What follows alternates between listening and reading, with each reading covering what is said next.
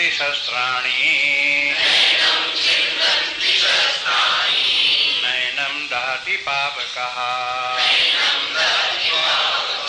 न चैनं क्लेदयन्त्यापो न शोषयति मारुतः अच्छेद्योऽयम् अद्धायोऽयम् अक्लेद्योऽयम् शोषेव च नित्याः सर्वगतास्थाणुः अचलोऽयं सनातनः अव्यक्तोऽयम् अचिन्त्योऽयम् अविकार्योऽयमुच्यते तस्मादेवं विदित्वैनं नानुशोचति मर्हसि।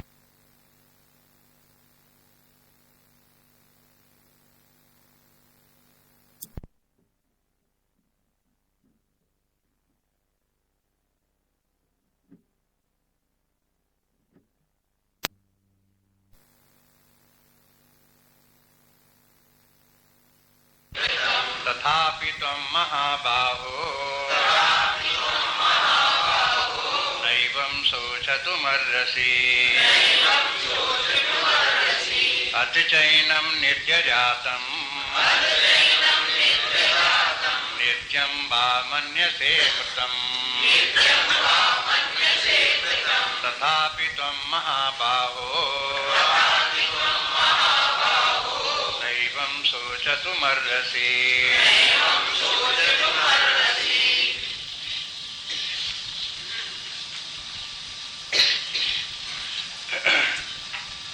ये 25वें श्लोक तक 11वें से 25वें श्लोक तक 15 श्लोकों में भगवान ने अध्यात्म विद्या का सार बता दिया। परमार्थ की दृष्टि व्यक्ति की क्या होती है। अगर वो परमार्थ की दृष्टि उसके हृदय में खुल जाए, हृदय के नेत्र खुल जाए, तो फिर उसको जीवन में कहीं दुख का कोई कारण नहीं। नानुशोचन्तु मर्हसि, बस। तो उसके बाद में निर्णय ये हो गया, शुरू यहीं से किया, क्या सोच्यान व सोचस्त्वम, कि तुम जो है जिस बात का शोक नहीं करना चाहिए तुम शोक करते हो। और 15 श्लोकों में समस्त परमार्थ का ज्ञान दे करके अंत में फिर कह दिया नानुशोचन्तु मर्हसि। इसलिए हम कह रहे थे कि तुम्हें शोक करना उचित नहीं है। अगर तुमको ये परमार्थ का ज्ञान नहीं है तो भले ही शोक करते हो, लेकिन अगर परमार्थ का ज्ञान है तो शोक नहीं होगा। परमार्थ के ज्ञान में भी क्या बताया कि पहले अपने व्यक्तित्व में 2 भाग कर लो, एक तो शरीर और दूसरा शरीरी, जिसको बोलेंगे जीव। एक तो जीव है, एक शरीर है, स्थूल शरीर और उसमें वास करने वाला जीव। अब देखो यहाँ पहली ज्ञान की बात यही है। अगर आगे कोई व्यक्ति और ज्ञान चाहता है तो पहले इतनी बात को दृढ़ करे कि मैं शरीर नहीं हूं, शरीर में वास करने वाला जीव वही मैं हूं। शरीर नहीं हूं, शरीर से संबंध रखने वाली जितनी वस्तुएं और व्यक्ति हैं, परिस्थितियां हैं, वो भी मैं नहीं हूं। इसलिए पहला ज्ञान तो यही है। अब फिर ये हुआ कि फिर अगर मैं शरीर नहीं हूं, मैं जीव हूं, तो जीव क्या है? तो फिर ये बता दिया, जीव ऐसी चेतन सत्ता है जो शरीर के पहले भी थी, इस शरीर में भी है। जब तक शरीर में है तब तक शरीर चल रहा है। शरीर छोड़ करके अगर जीव चला गया तो शरीर पर रह नहीं सकता, पंचमहाभूतों में विलीन हो जाएगा और ये जीव फिर अपने कर्मानुसार दूसरा शरीर प्राप्त कर लेता है। तो जीव में देखो नित्यता आ गई, और जहां व्यक्ति को नित्यता दिखाई देने लगी तहां उसे ये भी समझ में आ गया कि मैं अमर हूं, अविनाशी हूं, नित्य हूं, मेरा विनाश नहीं होता। न मैं अपना विनाश कर सकता हूं, न कोई दूसरा मेरा विनाश कर सकता है, और न मैं किसी दूसरे का विनाश कर सकता हूं। यहां विनाश की समस्या समाप्त हो गई, अव्यय हो गया, अविनाशी हो गया, सनातन हो गया, यहीं से शुरू हो गया। अब इसके बाद एक बात और है कि ये जीव भी अंतिम बात नहीं है। जीव में कर्ता भाव है, भोक्ता भाव है, देहाभिमान है, वो जन्मने और मरने वाला है, एक शरीर से दूसरे शरीर में जाने वाला, ये तो जीव के लक्षण है।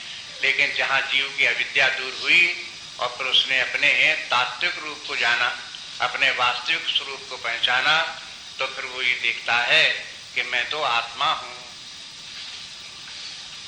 अब आत्मा क्या है?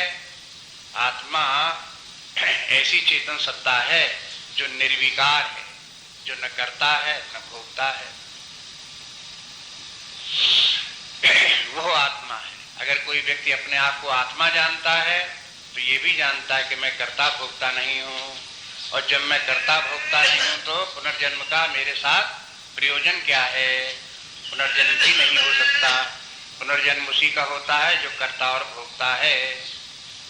इसलिए आत्मा अकर्ता, अभोक्ता और जन्म मृत्यु के जन्म, यहाँ जन्म मृत्यु के माने शरीर धारण करने और छोड़ने से इसका कोई प्रयोजन नहीं है। न ये कभी जन्मे न कभी मरे, न कभी शरीर धारण करे और न कभी शरीर छोड़े। इस प्रकार का ये आत्मा है। एक बात और बता दी कि देखो ये आत्मा जो है ये है सर्वव्यापी है, सर्वगत है। ये भी सब आते रहे शब्द इसमें। जब सर्वगत बताते रहे हैं तब ये आत्मा का लक्षण है कि यह आत्मा कोई एक शरीर का आत्मा नहीं है, ये सर्वात्मा है, सबका आत्मा एक आत्मा है। इस आत्मज्ञान में सावधानी रखने के लिए आचार्य लोग बोलते रहते हैं। कभी कभी व्यक्ति को आत्मज्ञान होने का भ्रम होता है।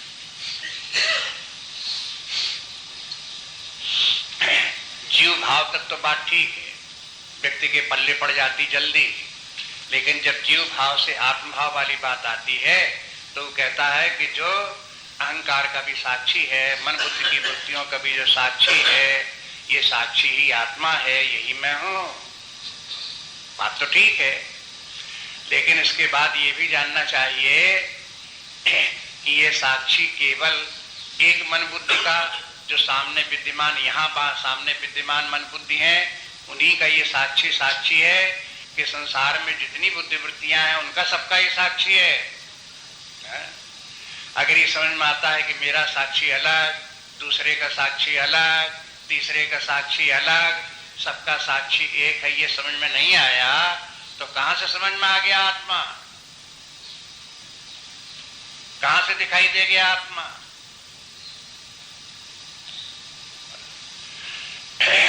इसलिए बहुत जल्दी जल्दी आत्मज्ञान मान लेना भ्रांति है।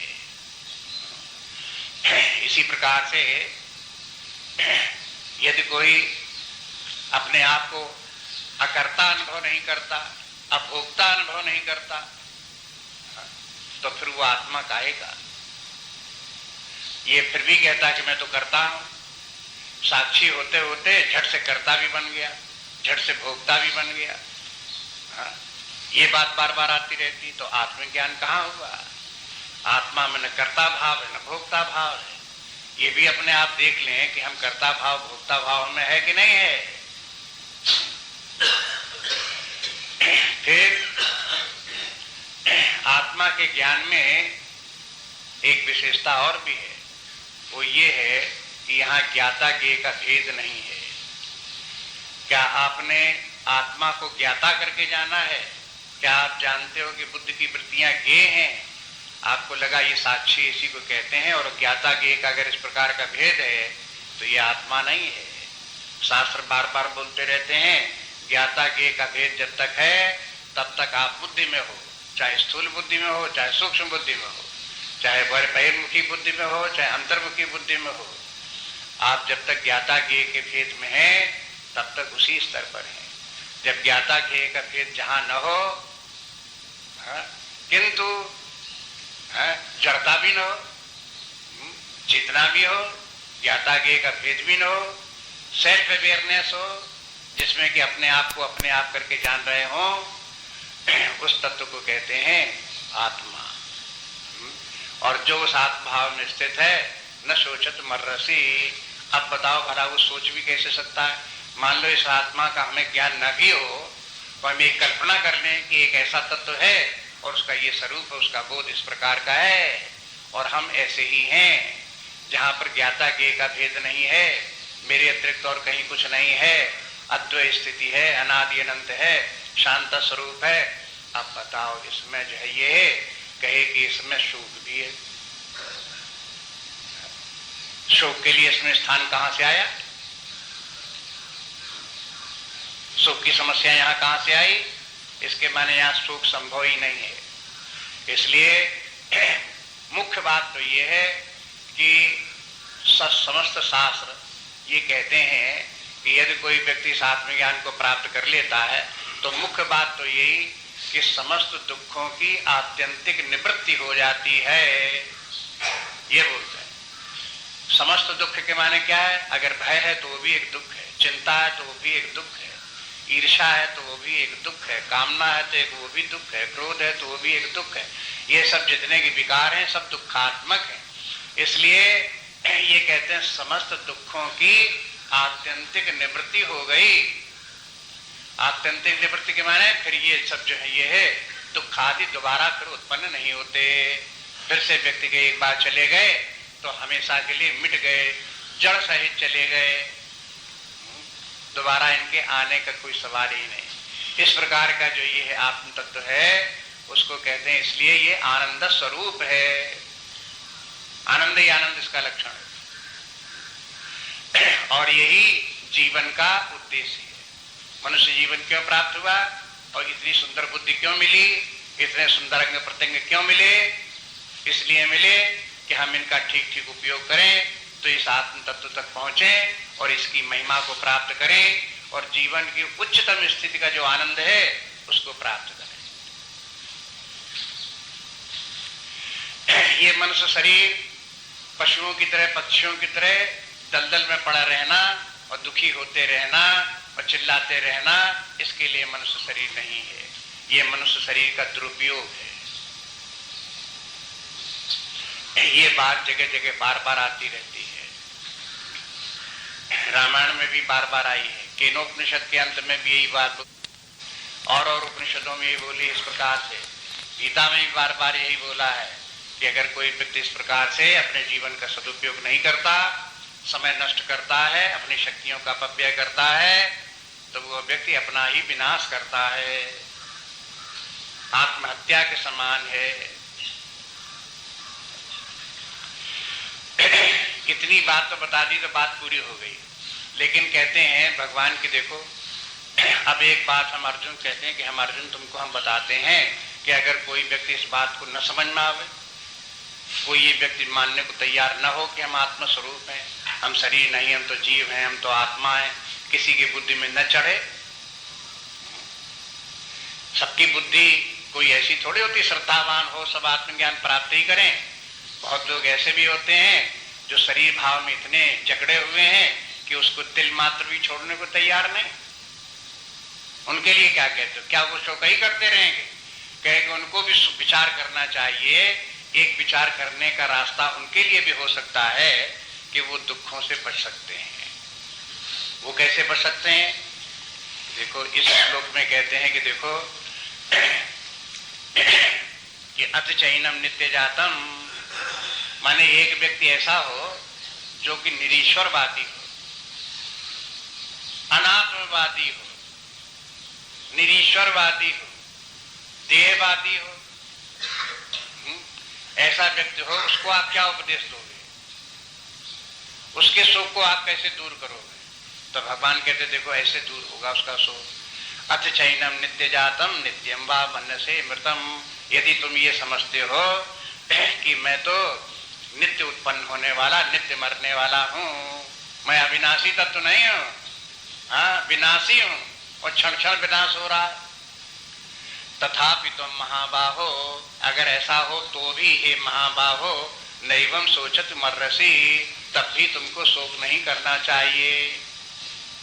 अब इसमें ये तो बताया, अब ध्यान दो क्यों नहीं शोक करना चाहिए, कारण अगले श्लोक में बता रहे हैं। लेकिन यहाँ जो है इतना बता दिया कि भाई जो तुम मानते हो उसमें भी तो शोक करने का कोई कारण नहीं है। सिद्धांत जो है ये पहली पंक्ति में जो बोला, बहुत से माने जैसे चार भाग सिद्धांत, भौतिकवादी सिद्धांत, मेटेरियलिज्म है, उसके अनुसार ये है कि शरीर ही मुख्य है, यही प्रधान है, यही सत्य है। चेतना इसी से उत्पन्न, चेतना इसी में विलीन हो जाती है। ये शरीर जो है ये है बना, और शरीर जो है ये है एक दिन नष्ट हो जाता है। ये तो सभी मानते हैं, चाहे जितना घोर भौतिकवादी हो तो भी ये नहीं समझता कि शरीर तो हजारों लाखों वर्ष तक बना ही रहेगा, आदिकाल से चला ही आ रहा है, ऐसे कोई नहीं मानता। ये तो सभी को मानना पड़ता है। माने इतनी मोटी बात है कि इसका कोई विरोध नहीं कर सकता कि शरीर का जन्म हुआ एक दिन, अब 50-60 वर्ष मान लो भले हो गए हो, तो आगे चल करके जैसे और लोगों के शरीर समाप्त हो गए हैं, तैसे ही अपना शरीर भी 10-5 साल, 20 साल, 50 साल में तो कभी न कभी खत्म होने ही वाला है, ये सदा रहने वाला नहीं है। अब इस शरीर को बताओ कि क्या जिस दिन पैदा हुआ उस दिन से लेकर के 60 वर्ष तक वैसा ही बना रहता है, और 60 वर्ष पूरे होने पे एकदम से समाप्त, ऐसे होता है? फिर क्या होता है? वो तो क्षण क्षण बदलता रहता है। चाहे छोटे से बड़ा हो, चाहे बड़े से छोटा हो, चाहे मोटे से दुबला हो, चाहे दुबले से मोटा हो, हर क्षण बदल रहा है। हर क्षण बदलने के माने क्षण क्षण नष्ट और क्षण क्षण उत्पन्न हो रहा है। इसलिए कहते हैं नित्य जातम नित्यम वा मन्य से मृतम। नित्य जात, नित्य मृत्यु माने उसकी नित्य जन्म हो रहा। नित्य के माने क्षण क्षण। यहाँ नित्य के माने ऐसा नहीं कि 24 घंटे के बाद खट से एक सुई घूम गई और बस कुछ मर गया, कुछ पैदा हो गया, ऐसे नहीं। नित्य जातम माने प्रतिक्षण, हर क्षण क्षण इसमें शरीर में विनाश भी हो रहा है और क्षण क्षण इसमें उत्पन्न भी हो रहा है। आजकल के वैज्ञानिक भी मानते हैं, बताया भाई कैसे मानते हैं, क्या उनका है, कहते हैं 12 वर्ष में प्रत्येक व्यक्ति का शरीर का पिछला कोई भी एक कण भी नहीं रह जाता, सब का सब रिप्लेस होकर के दूसरा आ जाता है। नित्य जो है इतने सेल्स डिजेनरेट होते रहते हैं और शरीर से निकलते रहते हैं और नए सेल्स बनते रहते हैं कि उनका सबका कैलकुलेशन किया जाए तो 12 वर्ष के बाद कोई सेल उसका व्यक्ति का पुराना नहीं मिलेगा। इसके माने क्या है? नित्य जातम और नित्यम मृतम। नित्य मर रहा है, नित्य मर रहा है, उसके कुछ सेल्स रोज डिजेनरेट, हजारों लाखों की तादाद में सेल्स छोटे छोटे, वे सब नित्य नष्ट हो रहे हैं और नित्य नए नए सेल्स बन रहे हैं। इस प्रकार के शरीर में क्षण क्षण परिवर्तन होता ही रहता है। और दूसरी बात ये तो बात हुई निरी भौतिक बात, चार भाग सिद्धांत की, जो शरीर के अतिरिक्त कुछ नहीं मानते। लेकिन ऐसे लोग हैं कि जैसे कि बौद्ध लोग हैं, वो ये कहते हैं कि शरीर में चेतना भी है और वो चेतना भी प्रतिक्षण बदलने वाली है। जैसे नदी की धारा बह रही हो, इस प्रकार से चेतना प्रवाहमान है, क्षण क्षण बदल रही है। इसी प्रकार से जैसे कि दीपक की लौ हो, इस प्रकार से बदल रही है। और उसको कहते हैं इसको आलय विज्ञान, आत्मा नहीं कहते हैं, वो अनात्मवादी है। आत्मा को तो तत्व को स्वीकार ही नहीं करते, न ईश्वर है, न ब्रह्म है, न आत्मा है, न नित्य चेतना है। वो ये कहते हैं कि यह आलय विज्ञान है। विज्ञानवादी आलय विज्ञान के माने जैसे हमारी बुद्धि की वृत्तियां क्षण क्षण बदल रही हैं, ये चेतन है और बदल रही है और ये भी समाप्त हो जाती है, सदा थोड़ी रहने वाली है। ये आलय विज्ञान भी समाप्त हो जाता है। जो महानिर्वाण जिनको प्राप्त हो गया उनको शरीर भी समाप्त हो जाता है, आलय विज्ञान भी समाप्त हो जाता है। नहीं तो क्या होता है कि जो बंधन में है, कर्म के बंधन में है, उनका स्थूल शरीर छूटता है और ये आलय विज्ञान जो है ये एक शरीर छोड़ करके दूसरे शरीर में जाता है। इसी का नाम जीव करके प्रसिद्ध है। ये जीव भी प्रतिक्षण उनके, हम जिसे जीव कहते हैं उसे वो आलय विज्ञान कहते हैं। वो आलय विज्ञान जो वो हो, या विज्ञान में कोष जो हम लोगों का जिसे हम बोलते हैं उसी को बोलते हैं। वो प्रतिक्षण बदल रहा है और अब एक शरीर से दूसरे शरीर में जाता तो भी बदलता चला जाता है और दूसरे शरीर में रहता तो भी बदलता रहता है। वो ऐसे ही है जैसे कि जलती हुई मोमबत्ती लेकर के एक कमरे से दूसरे कमरे में जाओ तो वो मोमबत्ती जो इस कमरे में जली थी और जो लौ थी दूसरे कमरे में जाते जाते का वही लौ होगी। वो तब तक लौ बदल चुकी होगी, पहले वाली लौ निकल चुकी, दूसरी लौ उसमें से और निकल आई, तीसरी निकल आई। हर क्षण जैसे नई लौ होती है उसी प्रकार से आलय विज्ञान प्रतिक्षण बदल रहा है। अगर ऐसे मानो तो भी कहते हैं कि शोक नहीं करना चाहिए। अब अगला श्लोक देखिए, क्यों शोक नहीं करना चाहिए भाई, इसमें क्या बात हो गई। जातस्य हि ध्रुवो मृत्यु ध्रुवं जन्म मृतस्य च तस्मात् अपरिहार्यर्थे न त्वं शोचतुमर्हसि। जातस्य हि ध्रुवो मृत्यु ध्रुवं जन्म मृतस्य च तस्मात् अपरिहार्यर्थे न त्वं शोचतुमर्हसि। ये बोले कि देखो, जब ऐसी स्थिति है तो जातस्य ही ध्रुव मृत्यु, जिसका जन्म होता है उसकी मृत्यु जरूर होती है, और ध्रुवम जन्म मृतस्य च, और जिसका कि मरण होता है उसका जन्म भी होता है। माने परिवर्तन के माने क्या है, परिवर्तन के माने एक तरफ मरण और दूसरी तरफ जन्म, एक तरफ विनाश दूसरी तरफ उत्पत्ति, ये क्षण क्षण होती चली जाती है।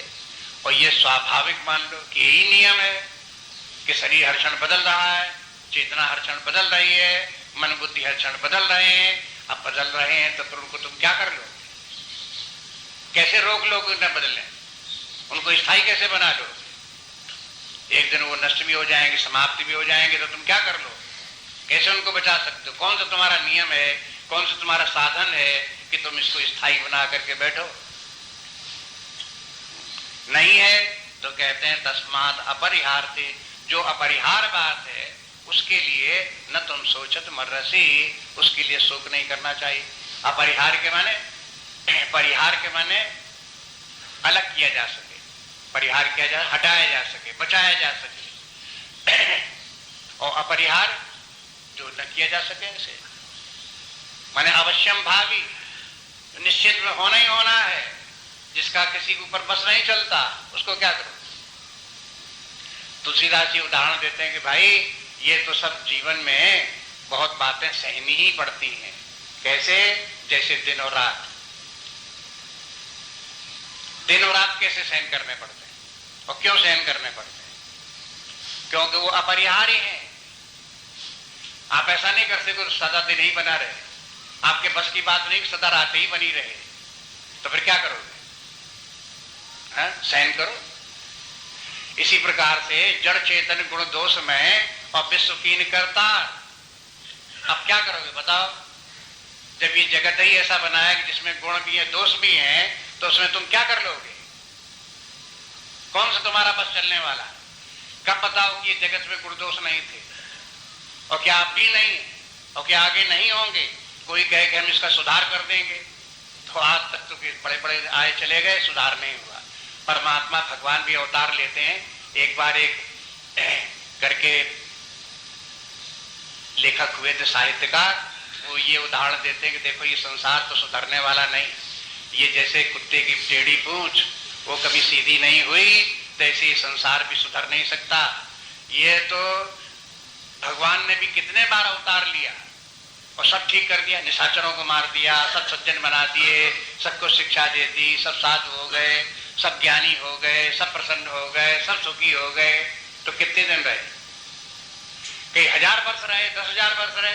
अरे 10,000 वर्ष इस सृष्टि में होते ही क्या है, उसके बाद फिर क्या हुआ। तस्मात् अपरिहार्यर्थे, अपरिहार्य है ये तो, ये सृष्टि में भले बुरे सब होंगे ही, गुण दोष तो होंगे ही होंगे। अब कोई उसको सुधारने का संकल्प ले करके अपनी बुद्धि बिगाड़ ले, बात दूसरी है। हाय हाय करने लगे, बात दूसरी है। चिल्लाने भौंकने लगे, बात दूसरी है। खां खां करने लगे, बात दूसरी है। लेकिन ये तो ऐसे ही रहने वाला है बस, चाहे अपना शरीर हो चाहे दूसरे का, बचा नहीं सकता। नाश होना तो हो गई नाश। अब इसमें तो कोई बड़े वेदांत की बात नहीं है, इसमें तो बड़े आत्मज्ञान की बात नहीं है। कह दो ये आत्मज्ञान की बात तो बड़ी मुश्किल है, बड़ी मुश्किल भाई बिरले को होती है, हमको तो हुई नहीं इसलिए हम तो चिल्लाएंगे साहब, हम तो दुखी होंगे साहब। है अरे भाई जब यही मान लो कि नित्य विनाशी है और परिवर्तन हो रहा है, विनाश होना अवश्यम भावी है, हमारे रोके नहीं रुक सकता, तो क्या फायदा, रोने से फायदा क्या, दुखी होने से क्या फायदा? समझदार व्यक्ति तो ऐसा करेगा नहीं।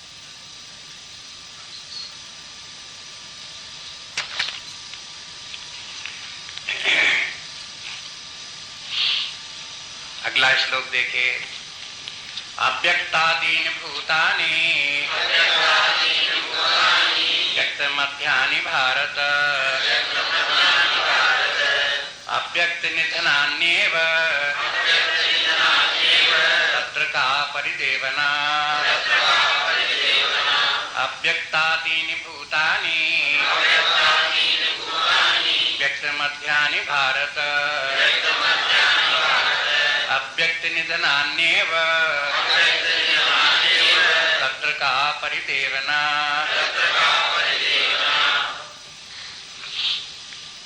अव्यक्तादीन भूतानि, ये जो प्राणी जितने भी हैं ये सब अव्यक्त है। अव्यक्त आदि, आदि में ये अव्यक्त थे। व्यक्त मध्यानि भारत, हे भारत हे अर्जुन, मध्य में इस समय ये व्यक्त हैं। अव्यक्त निधनानि एव, और बाद में ये सब के सब इनका बाद में ये सब नष्ट हो जाएंगे, तब भी ये अव्यक्त हो जाएंगे। तत्र का परिदेवना, तो इसमें परिदेवना का माने शोक करने का क्या कारण है?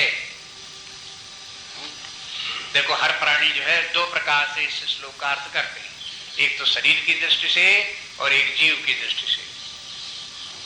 ये शरीर जन्म होने के पहले नहीं थे, शरीर मरने के बाद नहीं रह जाएंगे, पंचमहाभूत मिल गए, पंचमहाभूतों से अन्न से ये शरीर बने और कुछ काल के बाद ये पंचमहाभूत अलग अलग हो गए, पंचमहाभूत पंचमहाभूतों में मिल गए और उसके बाद शरीर की आकृत रूपरेखा खत्म हो गई। इस प्रकार से ये तो शरीरों का स्वभाव है। और बस अब यहाँ पर आप वो देख ही रहे हो, मांडुक्य कारिका गौड़पादाचार्य का आपने श्लोक पढ़ी लिया। आदावंते चयन्नास्ति वर्तमाने भी तत्तथा, ये शरीर उत्पन्न होने के पहले नहीं था, मरने के बाद नहीं रहेगा। आदावंतो चयन्नास्ति, ये शरीर आदि और अंत में नहीं है, तो वर्तमाने कहीं वर्तमान में तो है, लेकिन है जरूर, भाषित जरूर हो रहा, लेकिन तत्तथा, तत्तथा के माने क्या? नहीं के बराबर। कोई भाषित होने मात्र से हो थोड़ा गया। अब भी ये शरीर शरीर नहीं है, पंचमहाभूत है। कोई भी शरीर है, वो शरीर उसमें क्या है? पंचमहाभूत है, पांच महाभूतों का समुच्चय है, एक बंडल है बस। उनको शरीर क्यों कहते हैं?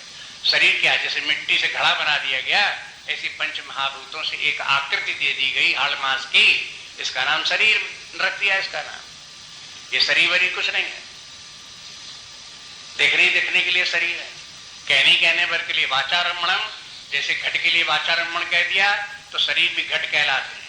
आप देखो कि सत्संग में सुनोगे तो कहे घट घट बासी राम, तो घट माने घड़े घड़े में राम है, ऐसे थोड़े है। घट घट के माने शरीर घट है। क्यों घट है? कि जैसे कुम्हार ने घड़ा बना दिया, तो ऐसे ये शरीर जो है ये है पंच महाभूतों से, मिट्टी से जैसे घड़ा बन गया, जैसे पंच महाभूतों से शरीर बन गया, ये भी एक घड़ा है बस।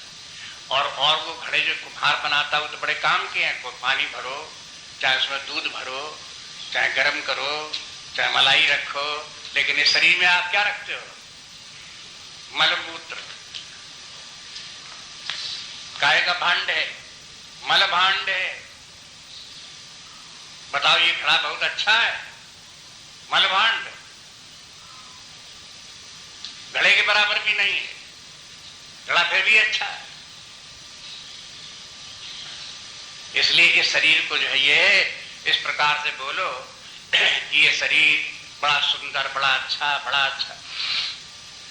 एक बार एक युवक उसका विवाह हुआ। उसने कहीं सुना इस प्रकार की चर्चा, कहा कि संसार तो मिथ्या है और ये संसार बहुत खराब है, ये संसार बड़ा दुखदाई है, ये बड़ा इसमें क्लेश है, ये बड़ा झंझटी है। वो कहा कि बेकार की बातें करते हो, देखो हम कितने स्वस्थ हैं, कितने आनंद में हैं, कितना सुंदर हमारा रूप है, जो विवाह हुआ हमारी पत्नी देखो कितनी अच्छी है, कितनी मधुरभाषी है, कितनी सुंदर है, क्या दुख बताओ संसार में, कोई दुख नहीं है, बेकार की बातें हैं। हाँ, कहा कि ठीक है, वर्तमान में ऐसा लग रहा है, आगे देखना क्या होता है। साल 2 साल के बाद में एक उसका पुत्र हुआ और पुत्र होने के बाद वो मर भी गया। मर गया, अब रोते फिरे। कहे भाई अब क्यों रोते हो, तुम तो बहुत सुंदर हो, तुमको तो सारा सुख है, अब क्यों रोते हो? अरे संसार में बहुत दुख है, अब समझ में आया, ये बड़ा कष्टकारक है, अब समझ में आया। अब ऊपर से न भी रोवे तब तक भीतर सूल लग रहा, उसके हृदय में चुभन हो रही है।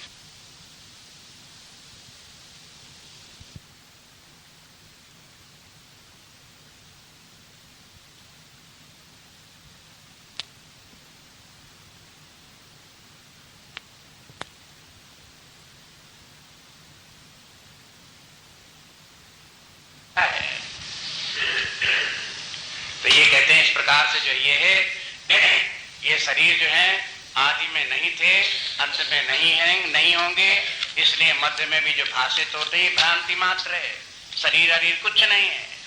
ये शरीर जो आपको लग रहे हैं कि शरीर है, ये केवल पंच महाभूतों की गठरी है।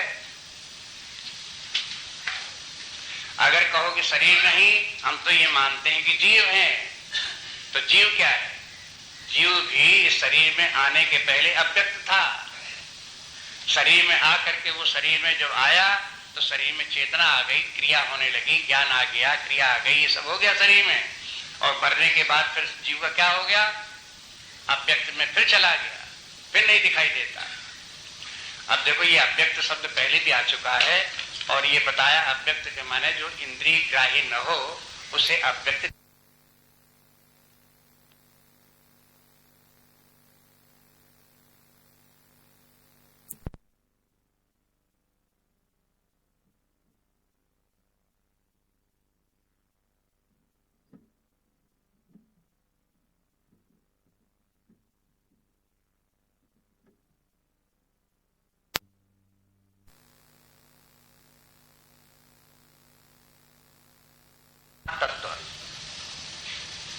ये सब सारे जगत की उत्पत्ति माया से हुई। किस माया से हुई? जिसने व्यक्त हुई माया उसके द्वारा हुई। और जब जगत विनाश हो गया तब क्या हुआ? माया का अव्यक्त रूप हो गया। अव्यक्त महातत्व है, उस रूप में माया विद्यमान रहती है और फिर जहां वो व्यक्त हुई तहां व्यक्त होने से जगत की उत्पत्ति हो गई।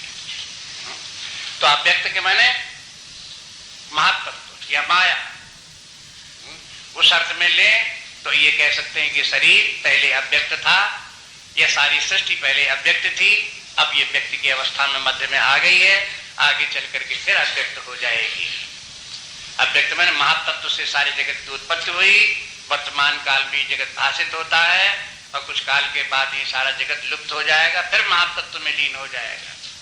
और दूसरा अव्यक्तात् अव्यक्त, एक और अव्यक्त होता है जो अव्यक्त से भी अव्यक्त है?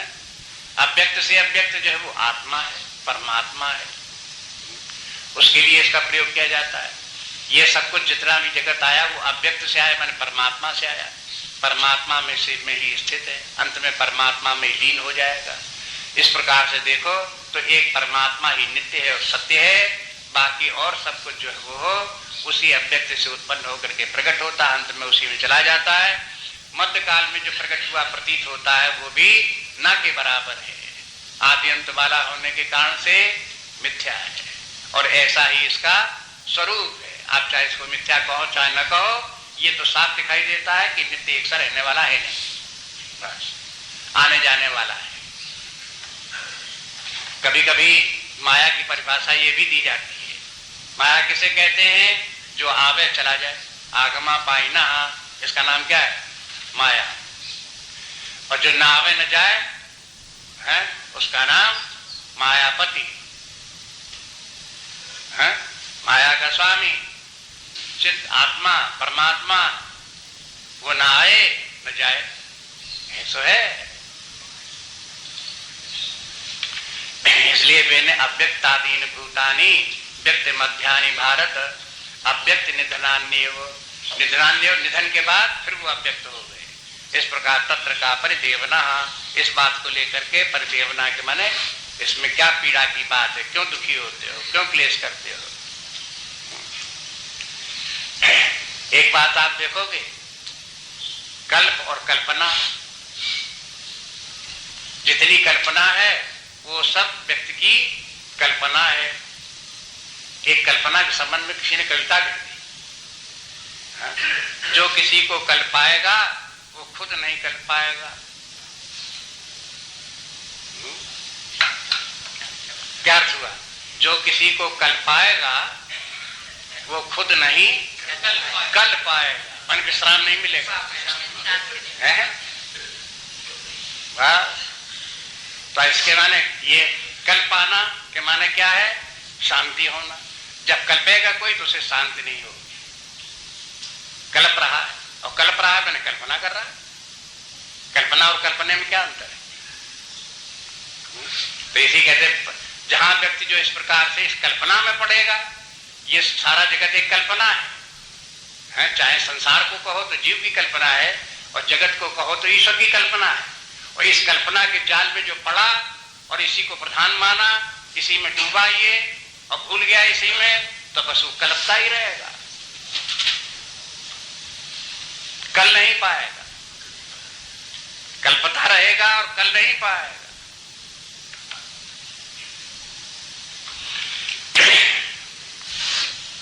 अब देखो आगे के श्लोक को, आश्चर्यवत् पश्चित् कश्चिदेनम् आश्चर्यवत् वदति तथैव चान्यः आश्चर्यवच्चैनमन्यः शृणोति श्रुत्वापेनं वेद न चैव कश्चित् आश्चर्यवत् पश्यति कश्चिदेनम् आश्चर्यवत् वदति तथैव चान्यः आश्चर्यवच्चैनमन्यः शृणोति श्रुत्वापेनं वेद न चैव कश्चित्। श्लोक का अर्थ देख लो। आश्चर्यवत् पश्चात कश्चित् एनम, एनम के माने आत्मा को, इस आत्मा को जो नित्य आत्मा है, आश्चर्यवत् पश्चित कश्चित, कोई लोग बड़े आश्चर्य से इसे जानते हैं। और आश्चर्यवत् वदति तथैव चान्यः, और दूसरे लोग इसका वर्णन बड़े आश्चर्य के साथ करते हैं। और आश्चर्यवत् चैनम अन्यः शृणोति, सुनने वाले व्यक्ति भी इसको बड़े आश्चर्य के साथ सुनते हैं। और श्रुत्वापेनं वेद न चैव कश्चित्, और सुनकर के भी बहुत लोग इसको नहीं जान पाते हैं। यह आत्मा का आश्चर्य है, आश्चर्यमयी वस्तु है ये आत्मज्ञान। आत्मज्ञान या आत्म तत्व आश्चर्य है। इसमें क्रमशः तीन बातें बता दी गई। तीन बातें, एक बात तो आश्चर्य के साथ जानना, आश्चर्य के साथ बताना, आश्चर्य के साथ सुनना, ये तो तीन आश्चर्य हुए। और उससे भी बड़ा एक आश्चर्य और है कि चाहे जितना कहते रहो, चाहे जितना सुनते रहो, समझे ही नहीं आता। और भी बड़ा आश्चर्य, उसके लिए क्या करो। ऐसा आश्चर्य, इसको समझो। पहले के माने जो है ये आश्चर्यवत् पश्चात कश्चित्, पश्चात के माने है ज्ञान। देखो इस व्यवहार में तो पश्चात में देखने मन संसार को देखते हैं, लेकिन आत्मा को भी देखने के अर्थ में कहते हैं आत्मदर्शन। अपने आत्मा को अपने आप देखना, ऐसे बोलते हैं। आत्मा से ही आत्मा को देखना, देखना शब्द बोलते हैं, लेकिन यद्यपि वो देखना आंखों वाला देखना नहीं है, बुद्धि का देखना नहीं है, वो एक प्रकार से सेल्फ रियलाइजेशन है, सेल्फ अवेयरनेस है, फीलिंग ऑफ द एग्जिस्टेंस है। इस प्रकार का वो तत्व है लेकिन उसको भी देखना शब्द प्रयोग कर देते हैं। कोई कोई जब इस आत्मज्ञान जिन लोगों को प्राप्त होता है तो आश्चर्य होता है। आश्चर्य के माने जो कुछ सारे जीवन वो समझते रहे, दुनिया भर का बहुत ज्ञान प्राप्त किया, वो अपने प्रकार का ज्ञान था।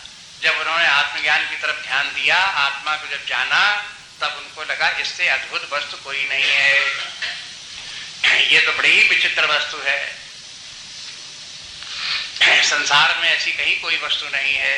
संसार में सब आदि अंत वाले हैं, नाश होने वाले हैं, विनाशी हैं, दुखदायी हैं, पीड़ादायक हैं, क्लेशकारक, ये सब संसार में सब है, लेकिन ये आत्म तत्व तो एक बिल्कुल ही अजीब चीज है। न इसका आदि है न इसका अंत है। दुनिया में सबका आदि अंत है, इसका आदि अंत ही नहीं। दुनिया में सब चीजें जो है वो हो दुखदायी है, इसमें कहीं दुख है ही नहीं। और जगह कहीं ज्ञान है कहीं अज्ञान है, इसमें ज्ञान अज्ञान कुछ है ही नहीं। केवल अपने आप स्वयं प्रकाश स्वरूप, स्वयं सेल्फ अवेयरनेस मात्र है, चिन्ह मात्र है। सैंधव घनवत चिद घन बोले न शंकराचार्य कि देखो जैसे सैंधव घन हो, इस प्रकार से ये है चिद घन है, चेतना का घनीभूत तत्व है ये आत्मा, और वही अपना स्वरूप है, ये आत्मा है, वही हम है।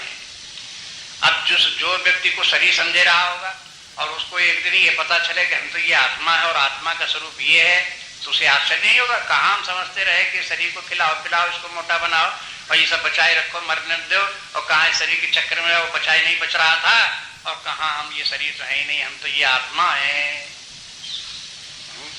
तो उसे आश्चर्य होगा। तो जिन लोगों का आत्मज्ञान होता है उनको भी आश्चर्य के समान आत्मज्ञान होता है। आश्चर्य के माने जो बात सहज न हो, स्वाभाविक रूप से सर्वत्र उपलब्ध न होती हो, एक विचित्र बात हो, जो अद्भुत बात हो, उसको देख करके आश्चर्य होता है। संसार में भी लोग बात आश्चर्य की बातें बताते हैं, कहते हैं संसार में 7 बहुत बड़े आश्चर्य हैं, 7 wonders of the world. Wonder आश्चर्य, आश्चर्य के माने वो ऐसी चीजें हैं कि वो कभी होती नहीं है, लेकिन वो भी तब भी होती है। पीसा की मीनार 60 डिग्री के एंगल बनाए ऐसे खड़ी हुई है, तब भी नहीं गिर रही है। अब आश्चर्य है, इतनी अगर कोई मीनार झुक जाती तो जाने कब की गिर गई होती, और ये अब भी झुकती चली जा रही है। हर साल देखो तो एक इंच झुक जाती है, लेकिन अब भी नहीं गिर रही, अब भी नहीं गिर रही है। तो क्या है? आश्चर्य है। ऐसे करके लोग बाग बहुत से आश्चर्य की बातें दुनिया में देखते हैं, जैसे जो अन्यत्र न हो और वहां कहीं होता दिखाई दे तो आश्चर्य होता है।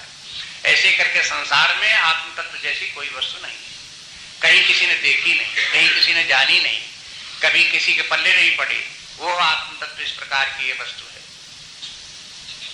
सारी चीजें जो है आंखों से इंद्रियों से जानी जाती हैं, मन से जानी जाती हैं, बुद्धि से जानी जाती हैं, लेकिन आत्म तत्व ऐसा है कि इनके द्वारा जानी नहीं जाता। यही आश्चर्य है। ये आंखें इसी के द्वारा देखी जाती हैं। आंखें जब देखती हैं तो उसके पीछे आत्म तत्व ही विद्यमान, उसी के बल से आंखें देखती हैं। मन बुद्धि भी जानते हैं, समझते हैं, लेकिन आत्म तत्व की चेतना के बल पर मन बुद्धि काम करते हैं। लेकिन मन बुद्धि इसको सबको जानना चाहे तो जान नहीं सकते हैं। इस प्रकार से ये आश्चर्यमयी वस्तु है। और ये आश्चर्यमयी वस्तु कोई कहे कि आश्चर्यमयी है तो जानना बड़ा कठिन है और इसके लिए बड़ी साधना करनी पड़ेगी, तो देखो 2 बातें हैं।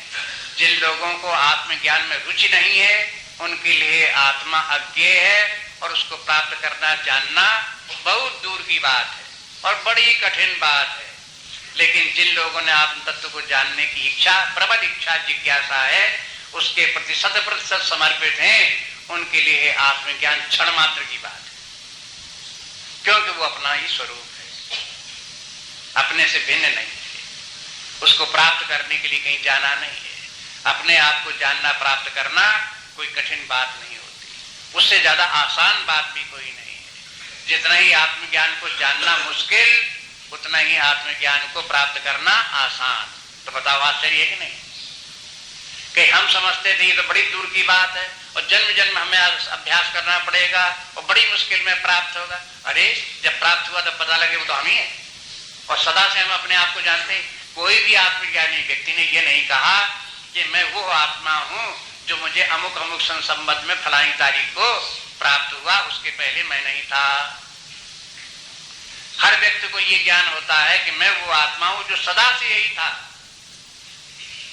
अनादिकाल से जो था, जो चेतन सत्ता थी, वही मैं हूं। अब अनादिकाल से मैं हूं के माने क्या है? कैसे मालूम हुआ कि मैं अनादिकाल से? जाना तो अभी तुमने, लेकिन जब जाना तो आत्मा का ज्ञान ये आश्चर्यमय ज्ञान है कि जानते ही व्यक्ति को पता चल जाता है कि मैं तो वो तत्व हूं जो अनादि है, करोड़ों लाखों वर्षों से तब से भी चला रहा, उसके काल के पहले से चला रहा, वही मैं हूं। तो आश्चर्य नहीं हुआ? अनेक बातें इसकी आश्चर्य की हैं, इसलिए भगवान कहते हैं कि जो लोग जानते भी हैं वो इसे आश्चर्य की तरह से देखते हैं। इसीलिए आश्चर्य की तरह से जब आत्मज्ञान को व्यक्ति प्राप्त करने लगता है, उसके लिए प्रयास करता है, तो उसे हर बात आश्चर्यमयी लगती है। ये क्या कह रहे हैं, ये कैसे हो सकता है, वो कैसे हो सकता है, बस ऐसी क्यों क्यों क्यों करता रहेगा, आश्चर्य लगेगा। आपने बड़ी अद्भुत बात बता दी, ऐसे कैसे हो सकता है? अरे ये बात ऐसे ऐसे, तो फिर ऐसे कैसे है? ये ऐसे ऐसे, तो फिर ये कैसे कैसे अब क्यों है? इसी प्रकार से क्यों क्यों करते हुए उसको शांति नहीं मिलती, आश्चर्य।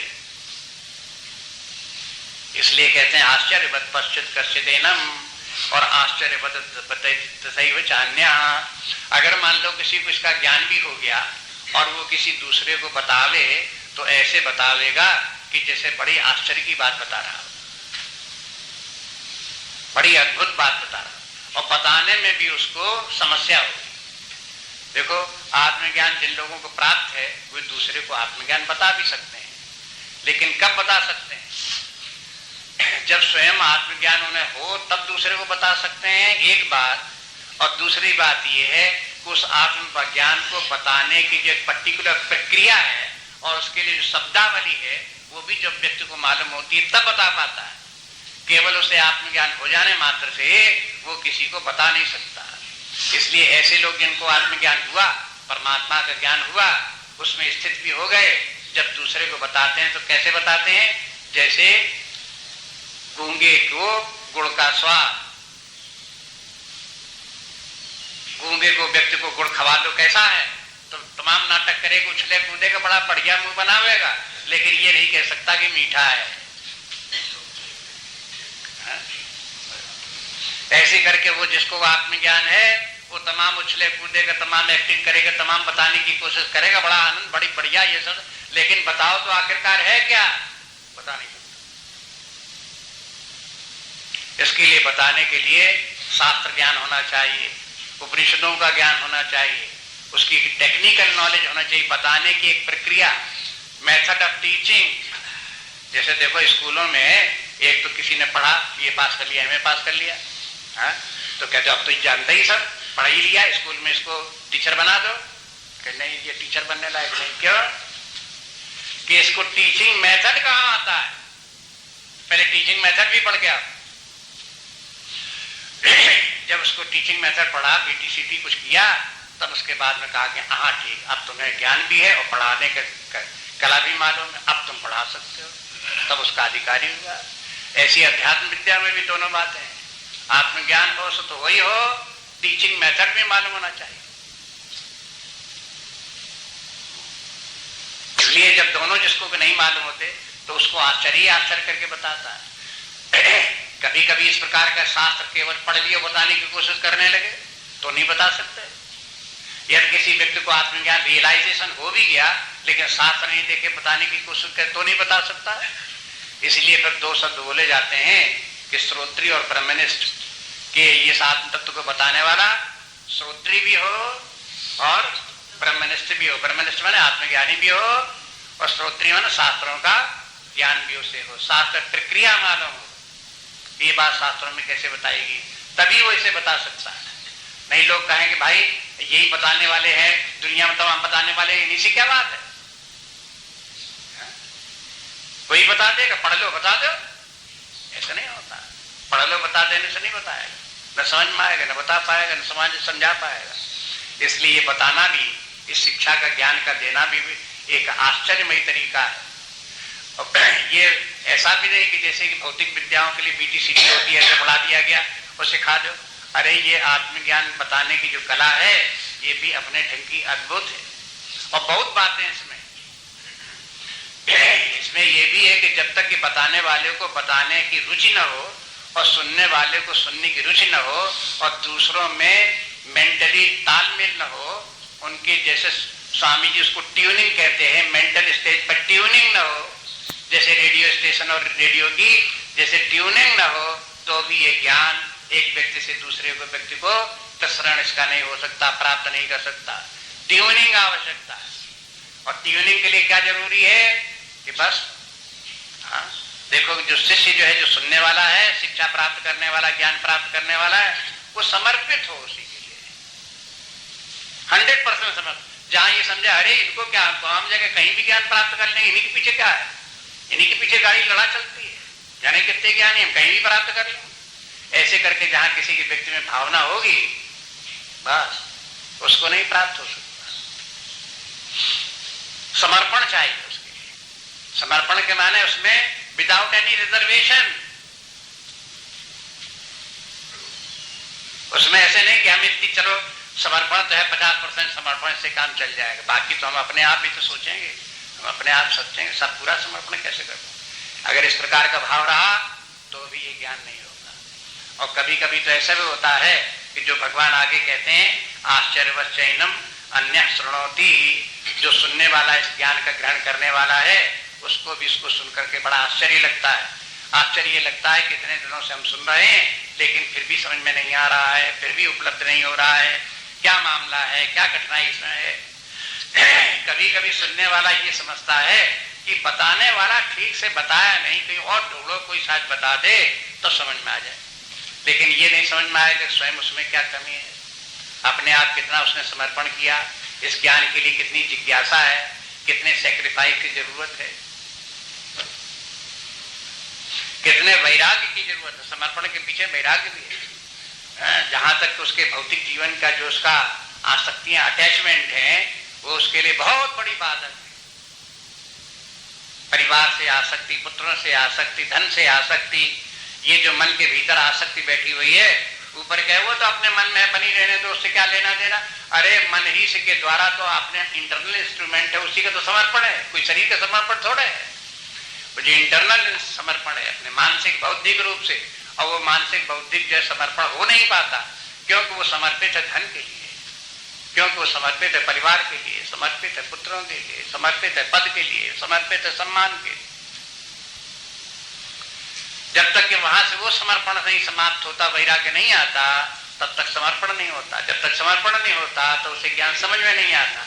जब तक समझ नहीं आता तो अर्जुन की तरह से मुंह बाए खड़ा रहता है। भगवान को ये श्लोक क्यों कहना पड़ा? जब भगवान ने इतने सारे ज्ञान की बता दी और कह दिए शोक का कोई कारण नहीं है, तो अर्जुन को फिर समझ में नहीं आई ये क्या कह रहे हैं, क्या बात है सर। तो भगवान ने अर्जुन के ही आंखों को और आश्चर्य को देख करके ये श्लोक कहना पड़ा। सुनने वाले भी सुनते हैं तो आश्चर्य से सुनते हैं, उनको समझ में नहीं आता। और फिर इसीलिए आखिर में कहना पड़ा कि सुनने वालों में से कोई कोई इसको जान पाता है, सब लोग नहीं जान पाते।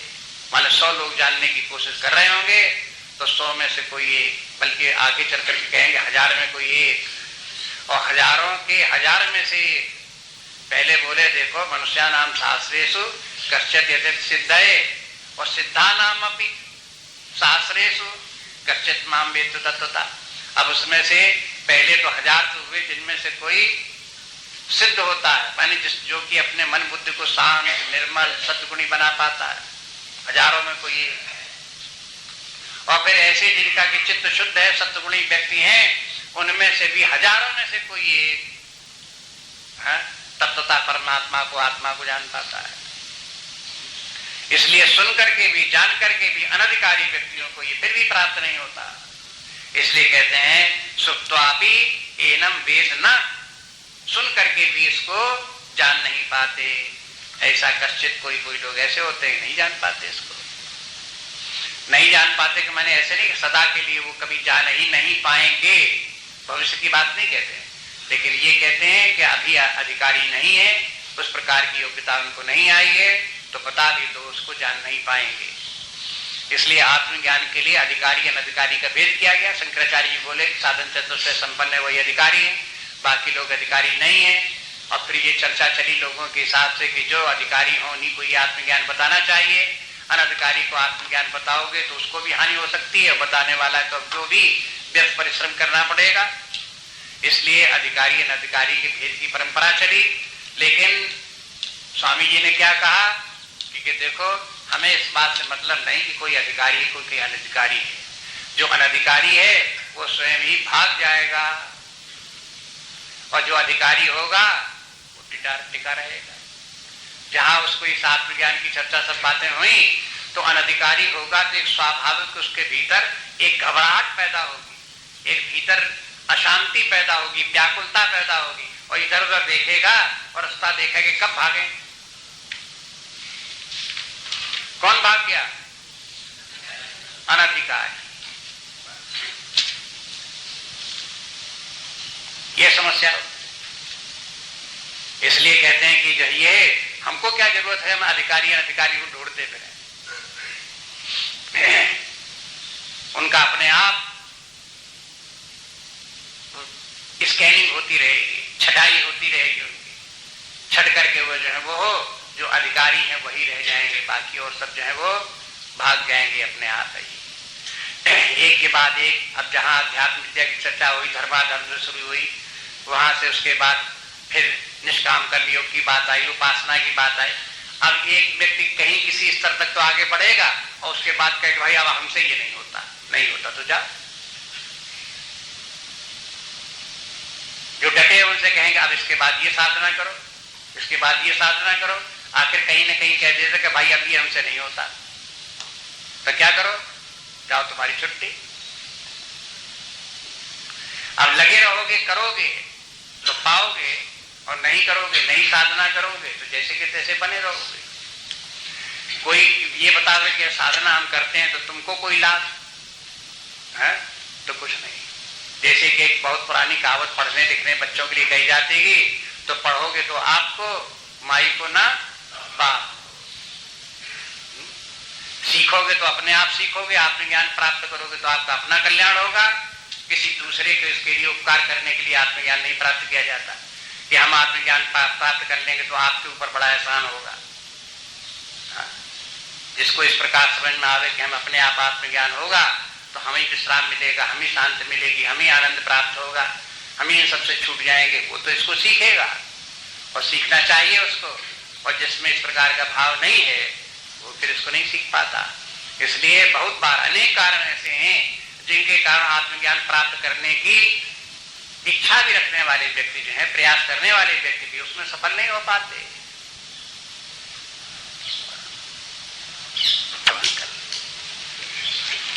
श्री राम जय जय राम।